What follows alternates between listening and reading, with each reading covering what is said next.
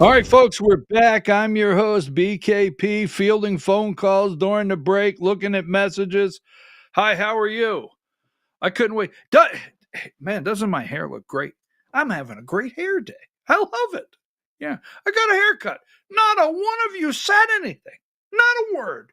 Not a single word about my haircut.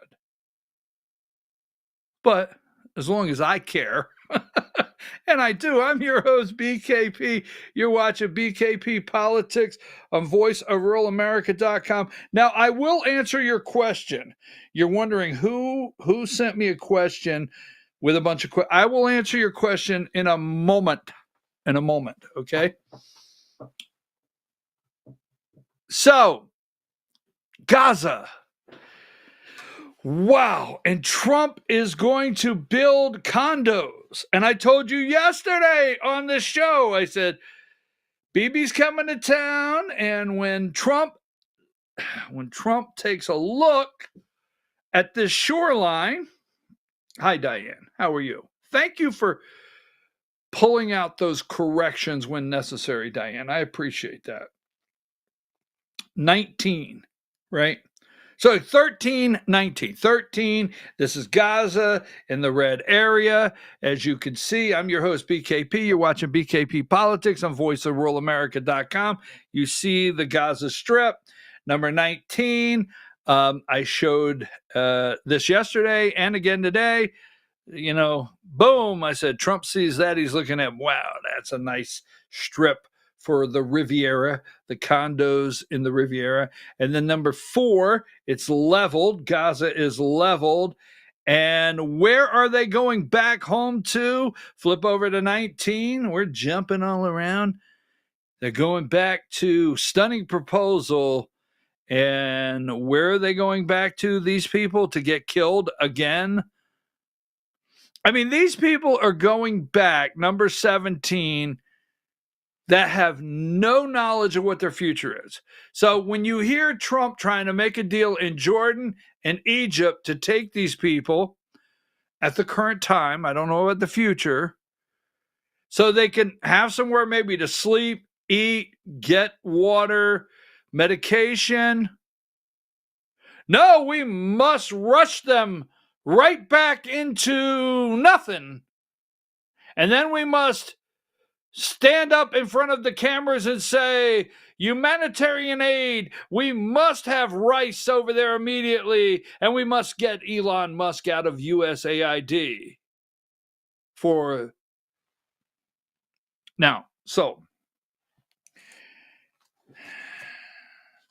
let's go through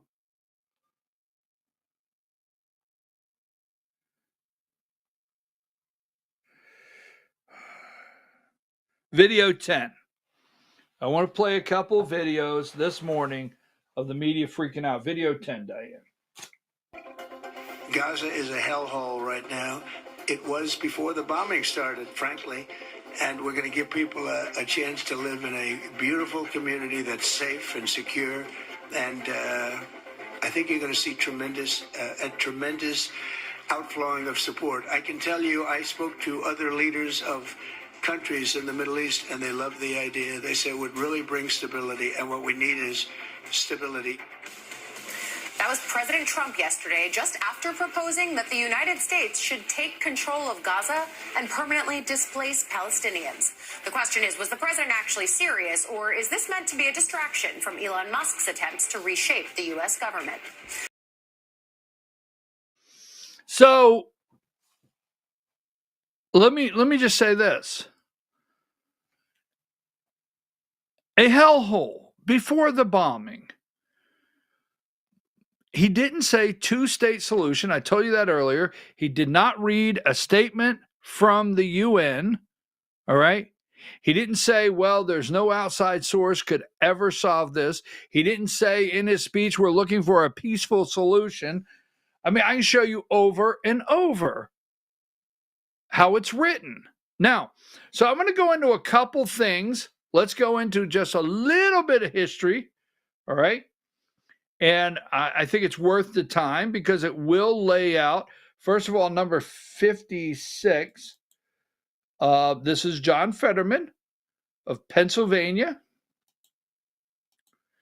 And Fetterman said, U.S. Senator John Fetterman reportedly is open to American occupation, all right, of the Gaza Strip, a dramatic ideal pitched as a potential real estate development by Donald J. Trump. Now, I get the way they write this, but all those people going back, them having actually a productive possibility at life, a life being productive, well, Trump just is looking at it as a cash cow. Okay. Tuesday, alongside Israel Prime Minister Netanyahu, well, he's calling Jordan and he's calling Egypt and wanting to force the people to go to Jordan and Egypt. He's trying to put the people somewhere where they could get food, lodging, water, a roof over their head, some medication if necessary, and not send them back into a hellhole with no running water, no sanitation, nowhere to sleep at night, no hospitals, no schools. Well, that is Benjamin Netanyahu's fault. He's a war criminal. That's the Jews' fault. I told you when we started, whatever you want to say about 2 days ago, you can say it. But this is here now. Okay? Bottom line. The U.S. will take over the Gaza Strip and we will do a job with it, the president said. He added that the U.S. would own it and be responsible. Fetterman, Democrat from PA, called the president's remarks provocative, according to the New York Times. And let's see, hold on. Provocative. The Palestinians, Mr. Fetterman said, had long refused or have been unwilling to deliver a government that provides security and economic future. So wait a minute. Did Fetterman say the Palestinians, PLO, Yasser Arafat, right, have refused or have been unwilling to deliver a government? They have. Bottom line, it's not a two-state solution because the PLO, the Palestinian people, Hamas, they have refused to deliver a region of safety, security, prosperity, and a future for their people. Bottom line. All right. Now, number 59.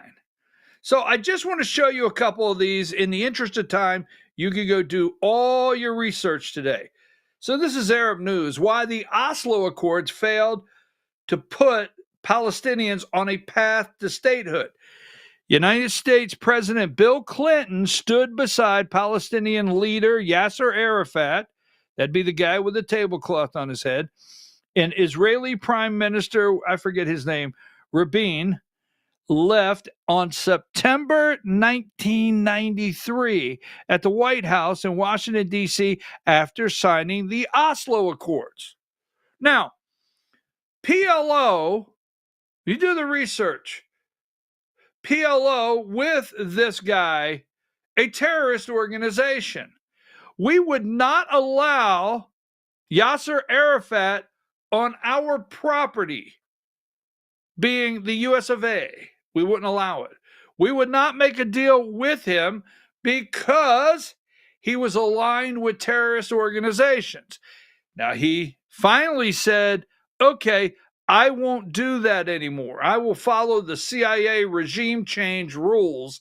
I won't do that anymore. It's okay. Oslo Accord. Now, number 60. On September 13, 1993 was a sunny day in Washington, and for those gathered on the lawn at the White House, it seemed that a bright, new era had dawned in the fraught relationship between Israel and the Palestinians. Now, it's a historic moment. It was a historic moment, and it produced a remarkable photograph that claimed its rightful place on the front pages of newspapers around the world. Yasser Arafat, PLO, smiling and shaking hands. Here you go, number 61. Here they are signing the deal. 1993, right? It was agreed that the new Palestinian National Authority would be formed and would assume governing responsibilities of the West Bank, Gaza Strip, not Hamas. So the guy in the tablecloth with the military jacket, a terrorist that we trusted, we signed a deal with Israel, and he said, here's what we're going to do. We're going to create a new Palestinian National Authority. It will be formed, and it will assume the governing responsibilities of the West Bank and Gaza. After 5 years, permanent status, talks would be held to forge agreement on key issues to pave the way for the creation of a future Palestinian state. So on this day right here, they agreed to put a new Palestinian Authority in place to govern, and if they could hold it together for just 5 years, they would go to the UN and they would get together again and sign permanent status. That's all they had to do, 5 years. Bill Clinton. So, give me video 1993, right? 93, 94, 95, 96. Give me video 20.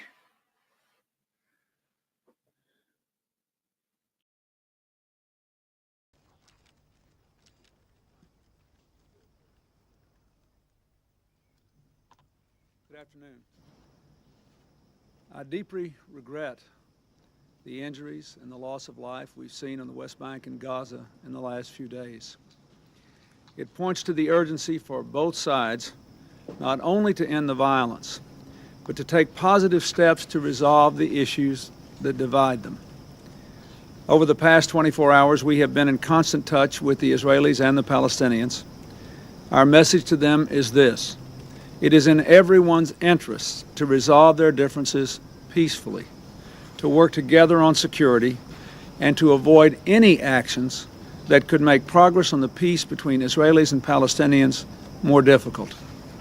The events of the past 2 days stand out precisely because we have made so much progress toward peace in these past few years. Violence was becoming the exception, not the rule. The overwhelming majority of Israelis and Palestinians want peace, and they have been doing the hard work to build it. I'd like to say a few words about the situation in the Middle East. Our message to them is this: it is in everyone. What I think is they need to end the violence, and they need to discuss these matters between them, and they need to ask themselves, all of them do, what can we do to avoid unnecessarily provocative actions? Let me also say to you that in a larger sense, what is important is that some progress be made on the issues that are the subject of the agreement. Now, we were supposed to have talks begin again this week to resolve those larger issues, and I had hoped that those talks, and I had some indication, some reason to believe that those talks could lead to some concrete progress which would diminish these tensions instead of seeing them aggravated.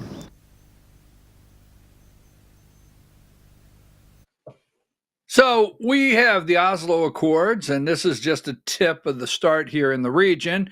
We have a terrorist, the PLO, the Palestinian group, and then we have Bill Clinton. You know, as we see, we're going to start listening to the UN writing the responses. We're only a couple years at this time, another conflict. We're only a couple years at this time to where we would have a solid, all right, finalized two-state solution, and they're working towards it. So here's Bill Clinton and video 19. I don't know how long we're going to play this one, video 19.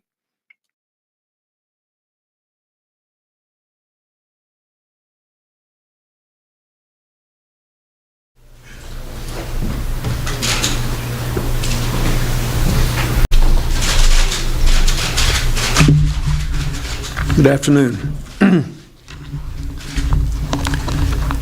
The new agreement, which will be signed today between the Israelis and the Palestinians, represents a wonderful opportunity to move the peace process forward.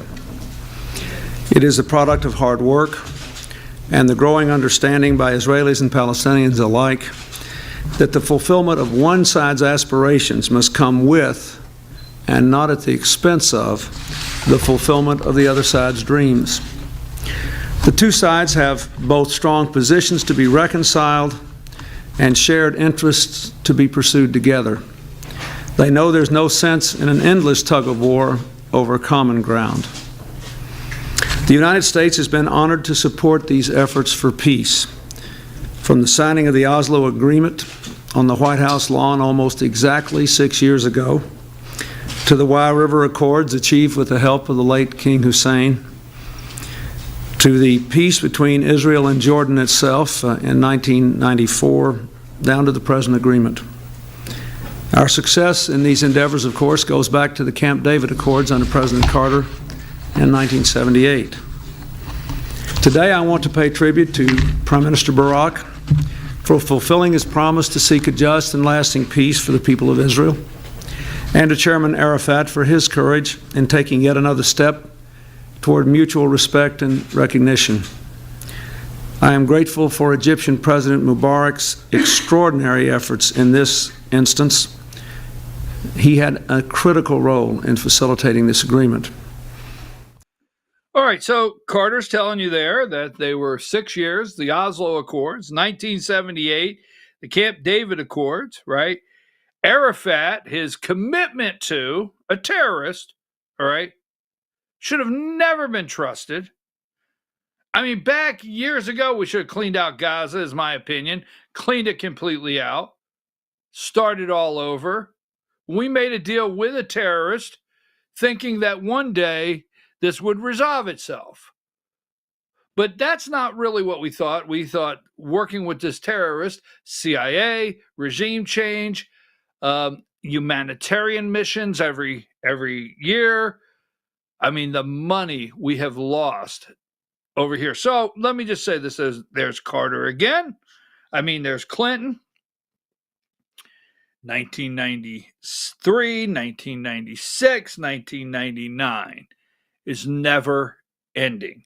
Now, you got to remember what I'm building up to is yesterday, Trump said what? He said, oh, no.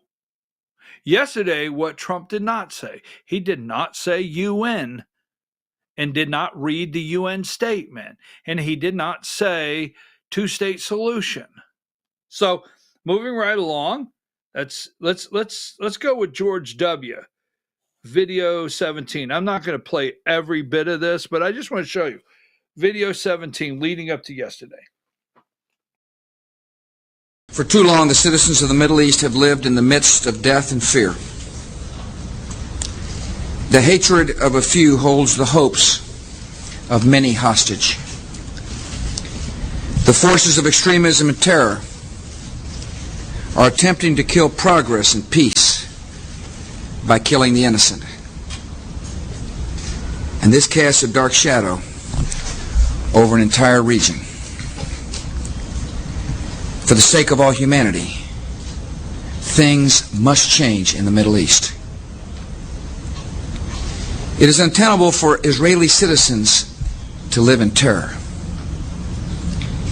It is untenable for Palestinians to live in squalor and occupation. And the current situation offers no prospect that life will improve. Israeli citizens will continue to be victimized by terrorists, and so Israel will continue to defend herself. And the situation of the Palestinian people will grow more and more miserable. My vision is two states living side by side in peace and security. There's simply no way. All right, that was his vision. Two states living side by side. The progress. They can't live in terror. I mean, none of these people have solved anything, actually. Look where we're at today. Yesterday, remember now, yesterday, Trump set them all upside down because he didn't say two-state solution. Do you hear all of these people? What great speechwriters. And these speechwriters seem to come from the same theme over and over, regardless if it's Clinton, regardless if it's all the way back Carter, Clinton, George W., George H. Now, remember, this person is Secretary of State. Sometimes we forget that Hillary Clinton, I don't forget it, but was Secretary of State, right? Give me video. We played this earlier, video 18. No outside force is going to resolve the conflict between Israelis and Palestinians.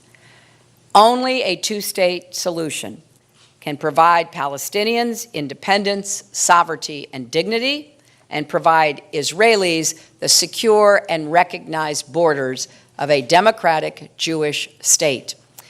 Now, it is no secret that the most recent efforts to advance direct negotiations didn't yield much tangible progress. But I remain convinced, and I think it's important we all remain convinced, that peace is possible. So I refuse to give up on the goal of two states for two people. And no matter how unattainable it may seem at the moment, Israelis and Palestinians shouldn't give up on it either. Instead, they should demand their leaders seek every opportunity to demonstrate their commitment. Inaction is not an option, and a one-state solution is no solution. It is a prescription for endless conflict. Israelis deserve security, recognition, and a normal life free from terror. And Palestinians should be able to govern themselves in their own state in peace and dignity. It's also time to stop pretending that solving the Israeli-Palestinian conflict will solve all of the Middle East's problems. For too long, Arab states have used the Israeli-Palestinian conflict as an excuse to avoid facing their own challenges at home. The people of the region have shown they will no longer accept this. Their leaders should drop the excuses and pick up the pace of getting their own houses in order. 5. Now, at this time, she is... Whoa, sorry. Hold on. I accidentally... Hold on. I don't know what I did there. I accidentally hit a button, and I'm playing a video. I'm sorry. Actually, so at the time, she is presidential candidate Hillary Rodham Clinton. But don't forget, she was Secretary of State. Two-state solutions, Secretary of State. Now, there's a reason I'm building all this up, because I'm going to close with what Trump said yesterday. You notice nothing he said yesterday. It's different. Now, in 2016, in his first term, Trump did say two-state solution. In his first term, he said two-state solution. In his first term, he said, he read the UN notes. Not yesterday. So let's go with this one. Now, listen to this. Don't get upset. Just two more. Video 15. There's a reason I want to play all these. Video 15, Diane. U.S. President Barack Obama, and yes, folks, he's still president until tomorrow, used one of his very last press conferences in office to express his concerns over the Israeli-Palestinian conflict. Let's turn now to ILTV's Aaron Porras with more on the story. Thank you very much, Natasha. Despite Trump's pro-Israel rhetoric, it's anyone's guess as to how his administration will actually behave. But President Obama says that he believes the prospect in the two-state solution is waning due to the increased Israeli building in Judea and Samaria, as well as the Palestinians' failure to come to the table with any peace-conscious decisions. I continue to be significantly worried about the Israeli-Palestinian issue. And I'm worried about it both because I think the status quo is unsustainable, that it is dangerous for Israel, that it is bad for Palestinians, it is bad for the region, and it is bad for America's national security. In light of all the dangers that have emerged in the region and the understandable fears that Israelis may have about the chaos and rise of groups like ISIL and the deterioration of Syria.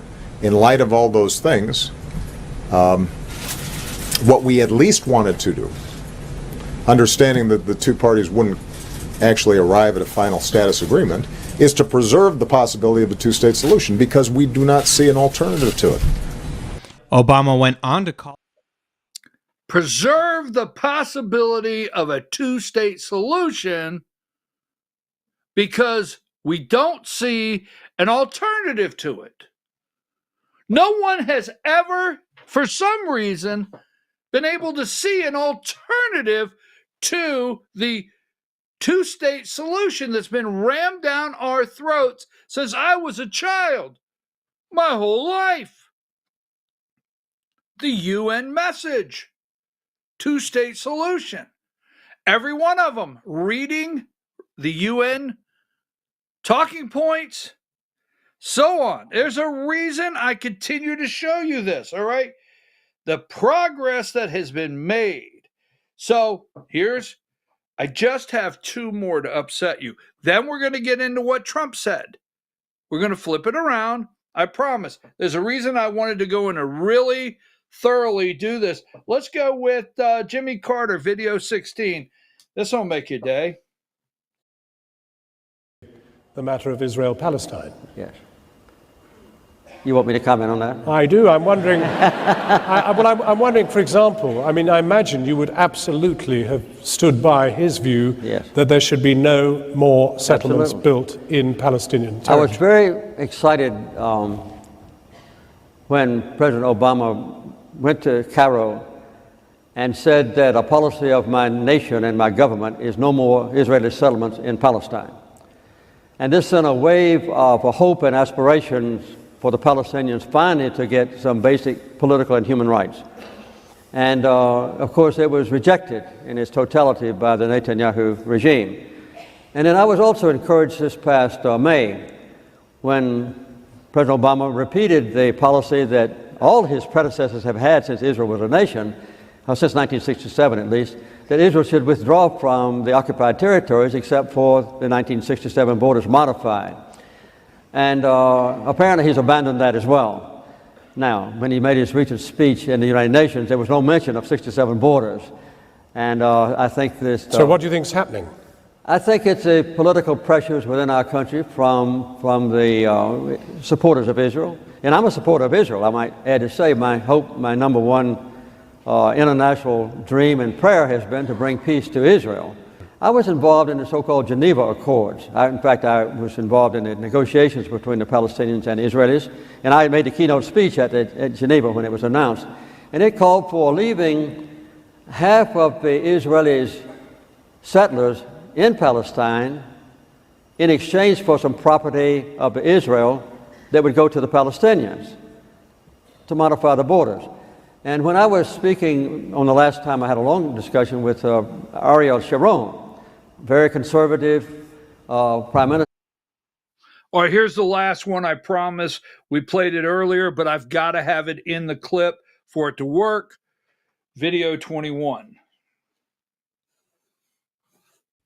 Not only do we pray for peace, we are actively working for peace, security, dignity for the Israeli people and the Palestinian people.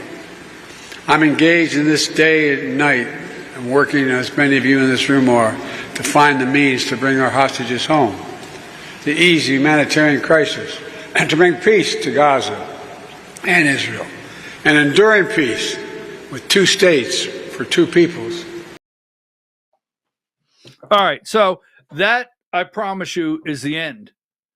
From here to here, no matter who came to the podium, the deep state, CIA, regime change, USAID, all the above, from here to here, never discussed the problem, never discussed the evil corruption that was taking place over there, the killing, why it happened, the terrorist, Iran, the terrorist org, no one. They're always looking for a peaceful solution between the Palestinians. You keep in mind, the Palestinians, right? And Israel. Now, the Palestinian people, if you're out there today and you're a Palestinian, okay, not a problem. But you got to understand, they always said the Palestinians and Israel. That's not the issue. It's not the Palestinian people. It's the corrupt terrorist organizations that the region has been turned over to that want to live beside Israel and claim they want to do it in peace. And it's not true. All right? No matter what side of the coin you're on. And not one of those that I played ever, one time, discussed the issue. Now, I want to show you a couple things. Let's do some history. Diane, give me number, and we're going to fly through this. Number 62. When did Hamas take over the PLO? The Battle of Gaza, 2007, right? The Gaza Strip. Hamas victory. Hamas takes over the Gaza Strip. Now, they claim there was an election. Now, Yasser Arafat was a terrorist, totally a terrorist. The PLO was a terrorist organization. But the PLO and the Palestinian people were supposed to create a government, right, for the Palestinian people and hold open, democratic, free elections. That's what they claimed. And next thing you know, in 2007, Hamas, the Battle of Gaza, takes over in victory of elections. Now, Hamas has been there much longer. But so, number 63, how did Hamas take control of Palestine? Government and politics. In 2006, Hamas won the 2006 Palestinian legislative elections and assumed administrative control of Gaza Strip and the West Bank. In 2007, Hamas led a military victory over Fatah, right, the secular Palestinian National Party, which had dominated the Palestinian National Authority. You don't hear none of these discussions. I could play you one right after another, and all they know how to say is two-state solution. Now, I'm not going to go way back to 1948 when Israel was created as a state, but folks, you can't have a two-state solution with terrorist organizations. It's not possible. George W. wanted a two-state. OSLO Accords, Bill Clinton, Obama, Hillary, Biden, you name it. All of them had their grand illusion of a two-state solution, but it really wasn't. It's been corruption all along. Number 64, following the election. No, that's not the one I want. That's Stacey Abrams. I don't want that one. I don't know why I went there. Sorry about that. Now, let's go to this one. Take that one down. There you go. I want to go here. and we're almost done with this entire segment. Number 67. All right. This is the first proposal for separate Jewish Arab state in territory was made by the British Peel Commission report in 1937 and 1947, right? Israel became a nation. United Nations General Assembly adopted the partition plan, for Palestine. Now, as Israel was established on the area the UN had proposed for the Jewish state, all right, Israel took control of West Jerusalem, which was meant to be part of the international zone. Jordan took control of East Jerusalem and what became of the West Bank, annexing it in the following year.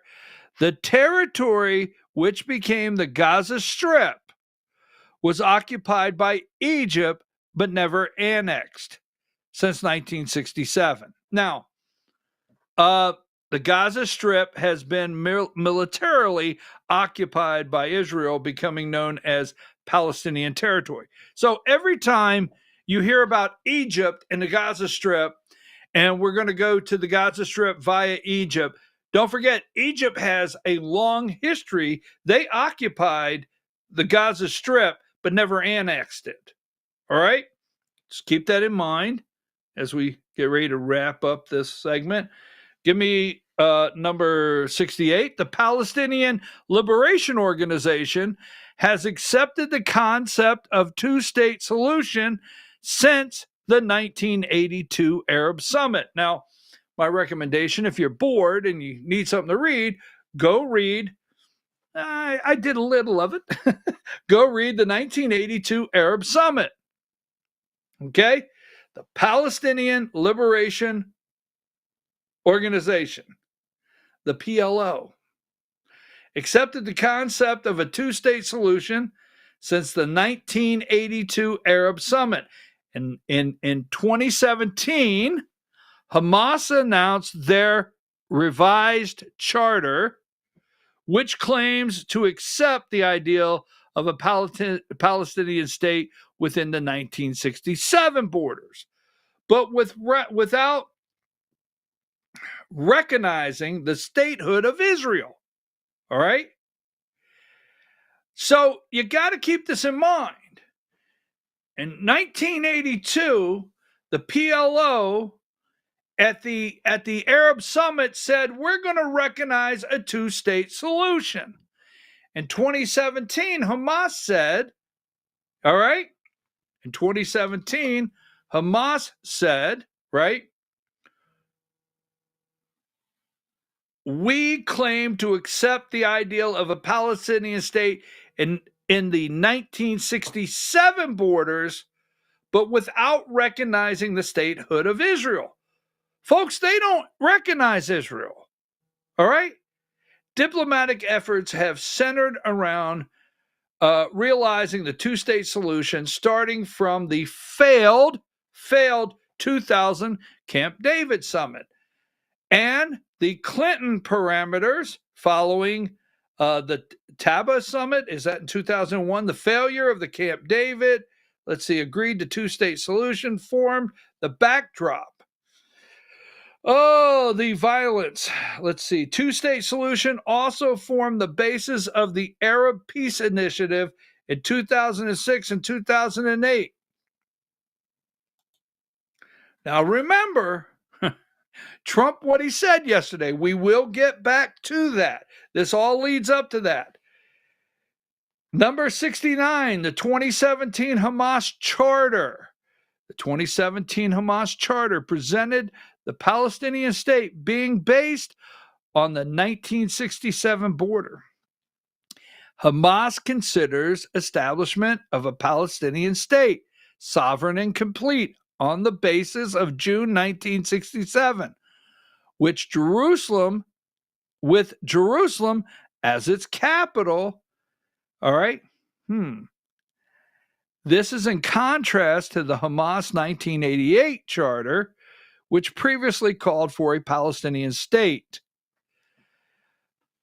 Nevertheless, even in the 2017 charter, Hamas did not recognize Israel. Now, that's just the bottom line.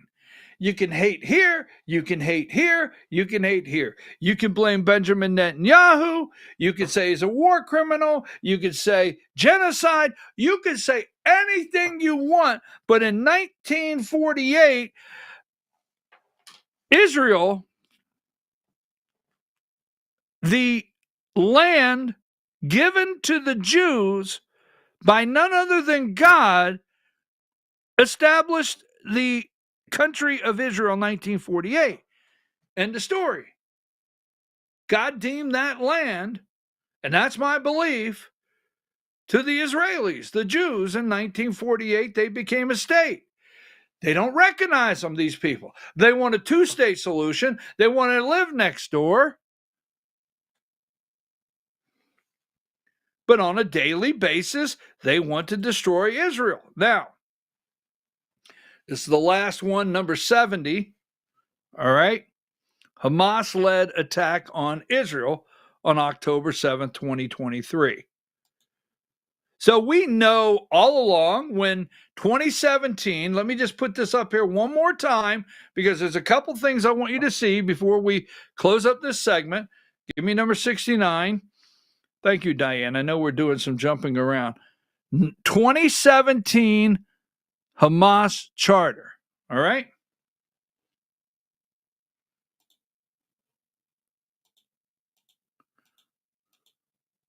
There's a reason and multiple reasons why they stole the 2020 election, knowing they were laying and waiting and setting up. Trump was working on, this happened in 2017. Trump was working on Middle East peace with Saudi Arabia, the Abraham Accord.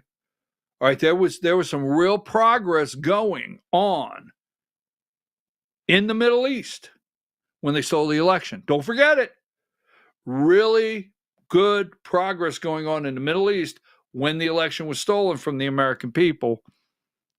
Right? Okay. Then we know what happened here. Now, that being said,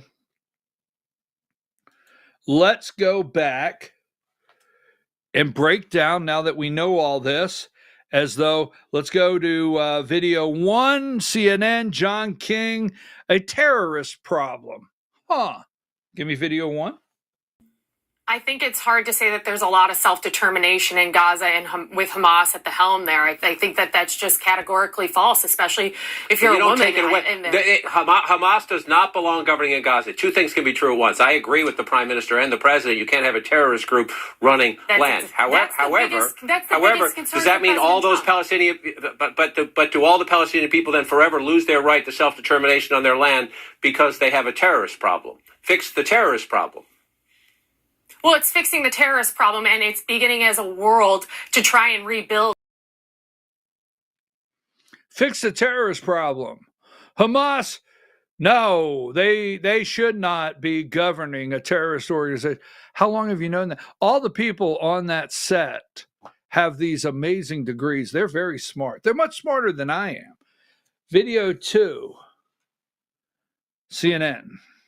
Even in a flood of news, our top story is almost biblical in proportion. Tonight, at a press conference with Israeli Prime Minister Netanyahu, the President of the United States declared the U.S. will take over Gaza. Own it, he said, and he would not rule out U.S. troops to do it. As for the men, women, and children displaced by the fighting in Gaza, he said they need to leave. 1.9 million people, that's according to the UN, 1.8 million people according to the president. In his view, the war which Hamas launched with their unprovoked October 7th attack should end with all those people living elsewhere and the United States in control of a large, almost beach resort. The U.S. will take over the Gaza Strip, and we will do a job with it, too. We'll own it and be responsible for dismantling all of the dangerous unexploded bombs and other weapons on the site level the site and get rid of the destroyed buildings, level it out, create an economic development that will supply unlimited numbers of jobs and housing for the people of the area. Do a real job, do something different. Again, he did not. So you do know the leveled out area, there is no economy there. No economy. And what Hamas has done throughout the years is they put bombs or they hide their people in schools, mosques, homes, areas to kill the civilians. They do that. And there is no outside economy. None. They do not, the people there, I'm tired of hearing the passion for the people. The people there have absolutely no opportunity at real education, no opportunity at advance. There's no industry. They have water there. There's no port. There's no shipping. They don't have jobs. It's not like these people are showing up in the morning and washing dishes at the local, restaurant, or making beds at a hotel, or cleaning or working the front counter, regardless of what it may be. They're not working in construction, building homes. They do not do that. They have zero industry. Every single thing.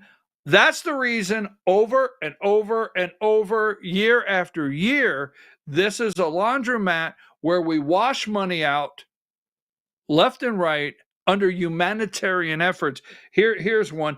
Derail. You've watched how many? Look at this. Listen to this. These people should be in jail. Video 3. Vision for transforming the Gaza Strip. A move that would potentially derail decades of U.S. diplomacy that has been aimed at stabilizing the region. While he was meeting, ending decades of U.S. diplomacy aimed at stabilizing the region. Did you hear that? All right, now video 7. One more time. I want this in this segment here. Video 7. the Riviera of the Middle East. It would be my hope that we could do something really nice, really good, where they wouldn't want to return. Why would they want to return? The place has been hell. It's been one of the meanest, toughest places on earth. You take certain areas and you build really good quality housing, like a beautiful town, like someplace where they can live and not die, because Gaza is a guarantee that they're going to end up dying. Trump's comments in the midst of a fragile ceasefire between. Fragile ceasefire has been all my damn life, young lady. All my life, it's been a fragile ceasefire. It's been one killing after another. They don't recognize Israel. Hamas does not. Palestinian two-state solution. It can't work. It won't work. The bottom line, Trump said, live and not die. That's freaking them out. Oh my God, occupation. What? Putting together an area? Now, am I fully supporting this? I'm thinking it out. But I understand why Trump did not say two-state solution like the deep state wanted him and the UN wanted him to say. So let's go with MSNBC. Did I play video 10 just now? If not, play video 10. Gaza is a hellhole right now. It was before the bombing started, frankly. And we're going to give people a chance to live in a beautiful community that's safe and secure. And I think you're going to see tremendous outflowing of support. I can tell you, I spoke to other leaders of countries in the Middle East, and they love the idea. They say it would really bring stability, and what we need is stability. That That was President Trump yesterday, just after proposing that the United States should take control of Gaza and permanently displace Palestinians. The question is, was the president actually serious, or is this meant to be a distraction from Elon Musk's attempts to reshape the U.S. government? All right, Samantha Powers, USAID, the rice, the humanitarian aid that we had to airlift and drop and all this for Gaza and the Palestinians. How about if we actually cared about the people? What if we actually developed an economy that was productive for them to move into apartments, not live in concrete blocks that are built for them, and live in areas not knowing when the bomb is dropping next? What if they take a region, recognize Israel, Israel says, I won't bother them, you don't bother me, and we actually put together an economy that would provide jobs, provide income, education, wealth? What about never, big word, everything I played for you this morning, nothing surrounded the people, the Palestinian people, ever getting to the point that they could be prosperous, have an education, have an economy that moved forward, business, anything, jobs, no, just death. All right. It's a hellhole. So let me go with 13, closing down the USAID. I want you to hear something. Video 13, Diane.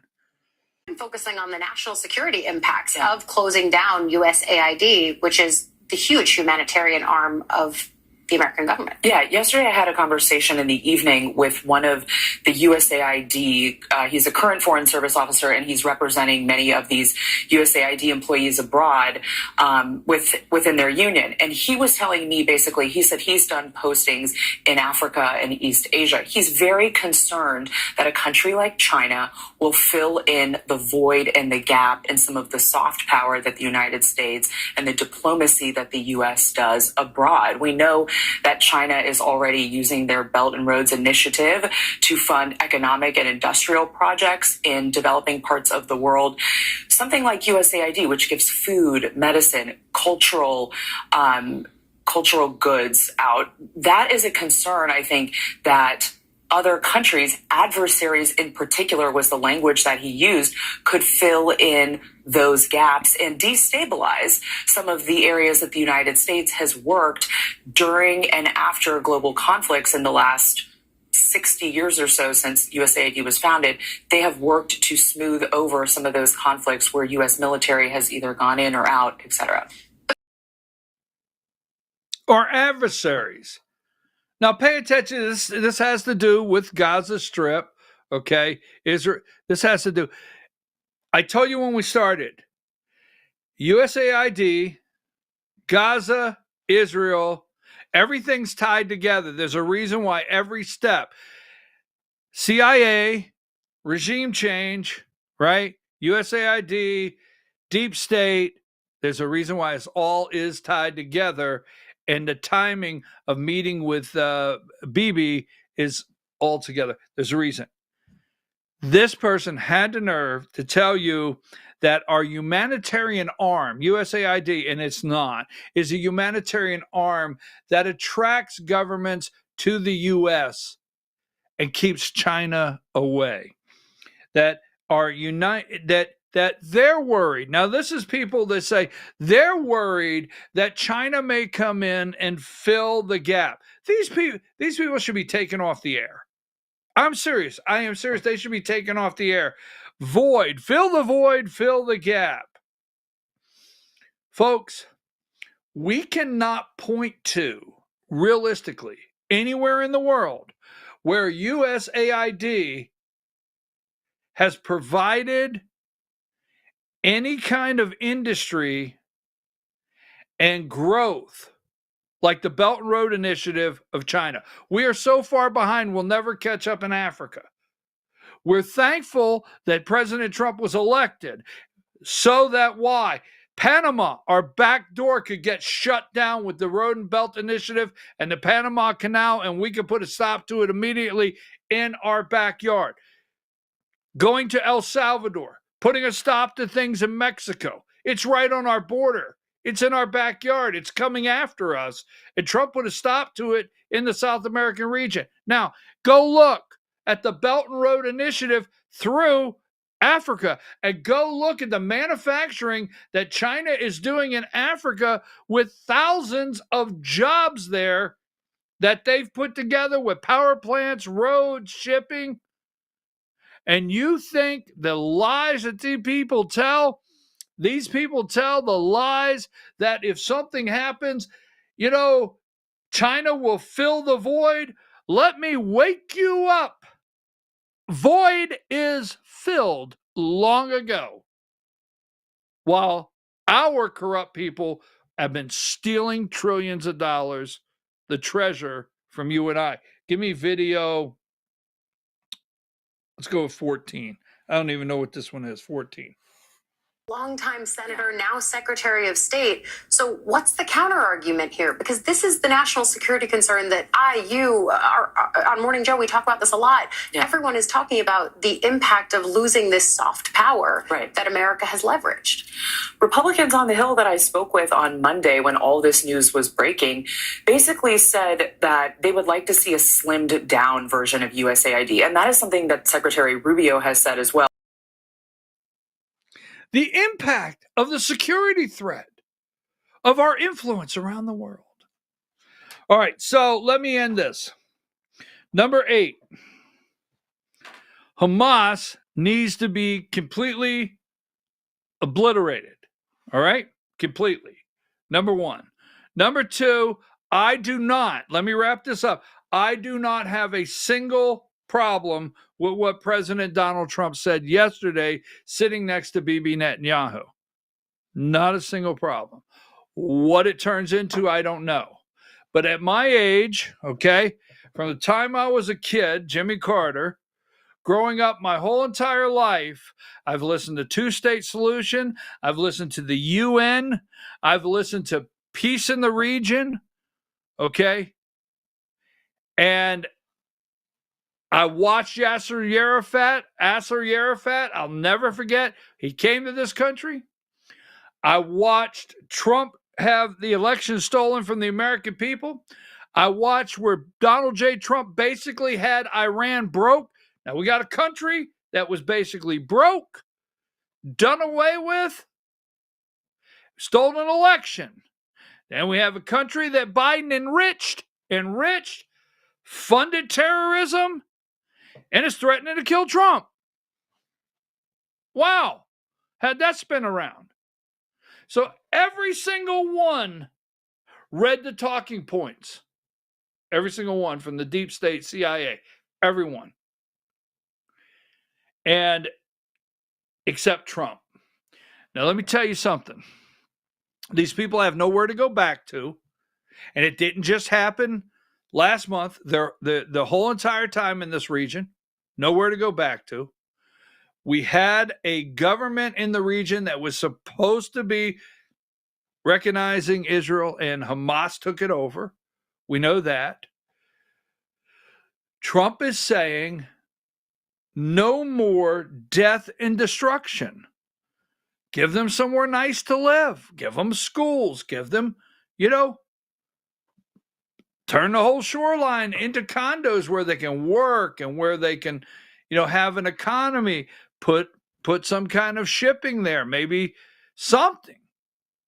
As of today and yesterday, Gaza has zero economy.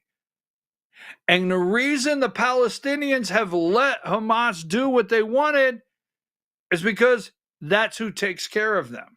We're talking about a complete group of people relying every single day on someone or something to take total care of them because they don't have jobs, don't have real schools, don't have a future.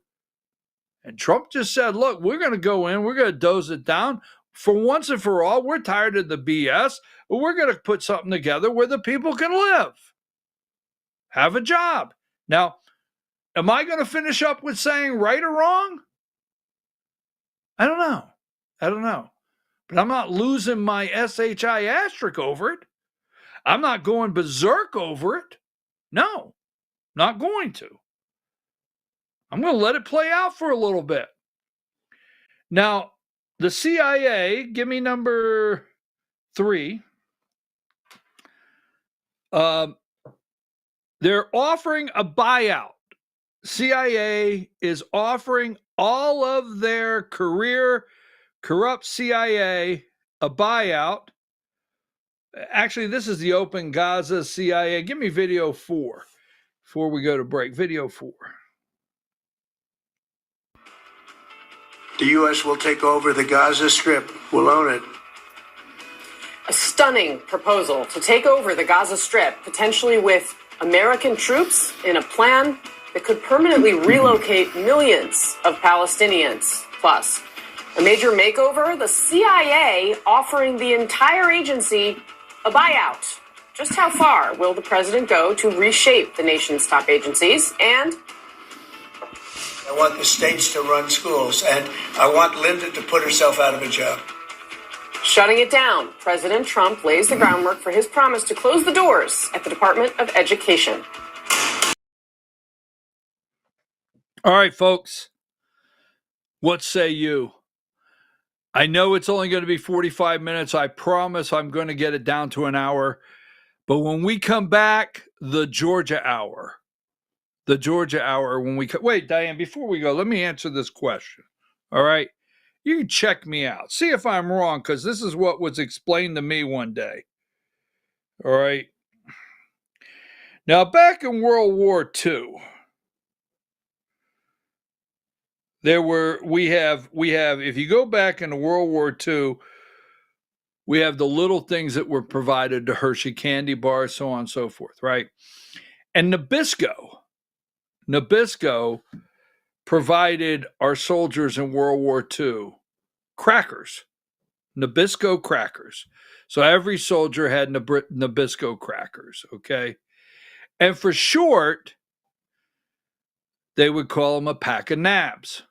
Nabisco, a pack of nabs, all right? Not everywhere, but certain regions. And my dad, his whole life, said, let's stop at this store and get a pack of nabs. And I'd say, Dad, those are crackers. And I said, why do you call them nabs? So that's a pack of Nabisco nabs. Anyhow, that's the answer. Take a break.